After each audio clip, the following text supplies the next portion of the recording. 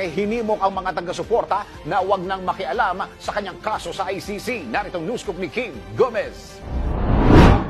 Hinimok ni dating Pangulong Rodrigo Duterte ang kanyang mga taga-suporta na dumistansya sa pagbibigay ng komento ukol sa kinakaharap niyang kaso sa International Criminal Court na Crimes Against Humanity. Ibinahagi ng kanyang anak na si Vice President Sara Duterte ang mensahe, kung saan sinabihan niya ng dating Pangulo na hayaan na lamang umusad ang legal na proseso kaugnay sa kaso nito. Ayon kay VP Sara, sinabi rin ng kanyang ama na kung gusto ng mga taga-suporta nito na ipahayag ang pagsuporta at galit ay mas mainam na wag ng pag-usapan ng kaso ng dating Pangulo. Kasabay nito, hinimok ng nakakatandang Duterte ang kanyang mga taga-suporta na iboto sa darating na halalan ang senatorial candidates ng PDP laban. Samantala, kinumpirma naman ng Vice Presidente na nabisita na ni Hanelet Avancenia at Kitty Duterte ang dating Pangulo sa ICC Penitentiary Facility sa The Hague, Netherlands. At yan ang news scoop, Kim Gomez.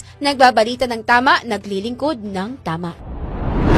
Thanks for watching. Ito po ang Aliw Broadcasting Corporation stations DWIZ 882, DWIZ News FM Regional, Home Radio 97.9, DWIZ News TV at Aliw Channel 23 nationwide. Kami po'y nagbabalita ng tama, naglilingkod ng